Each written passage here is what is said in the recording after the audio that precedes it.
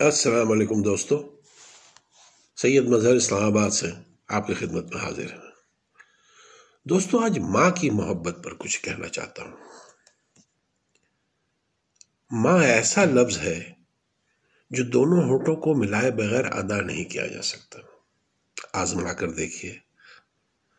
لفظ ماں سنتے ہی دل و دماغ ایسے تر و تازہ ہو جاتے ہیں جیسے بارش بنجر زمین کو تر و تازہ کر دیتی ہے۔ یار، ماں کے بغیر گھر ہمیشہ ویران نظر آتا ہے۔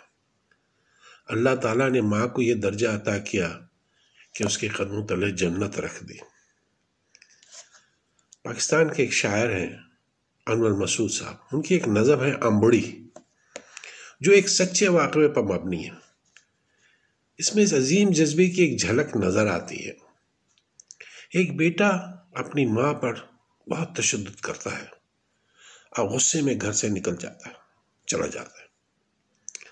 ماں بیٹے کے اسکول کے ساتھی کے پاس جاتی ہے، اس کا دوست ہوتا ہے جو اسکول کے زمانے میں جاتی ہے، اور اس کے ہاتھ بیٹے کے لیے پراٹھے اور انڈوں کا حلوہ بھجواتی ہے۔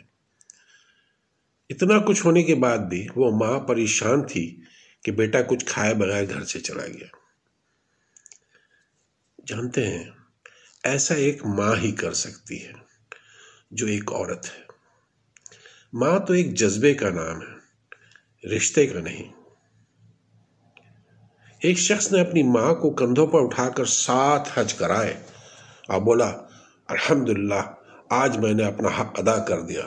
تو غیب سے آواز آئی کہ ابھی تو نے اس کی ایک رات کا حق بھی ادا نہیں کیا، جب تو نے سوتے ہوئے بستر گیلا کر دیا تھا، اور تیری ماں ہی تھی جس نے تجھے خوش جگہ پر لٹا دیا اور خود گیلی جگہ پر لیٹی تھی۔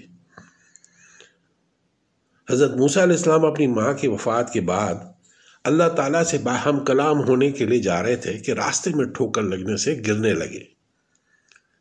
تو غیب سے آواز آئی، اے موسیٰ، سنبھل کر چل، اب تیرے پیچھے دعا کرنے والی ماں نہیں ہے۔ واقعی دوستوں، آپ لوگ ذرا غور کیجئے گا، اگر اس دنیا سے ماں کی محبت واپس لے لی جائے تو میں نہیں کہہ سکتا کہ دنیا کتنی ادھوری اور کتنی اندھیری ہو جائے گی، اور انسان کتنی عظیم نعمت سے محروم ہو جائے گا۔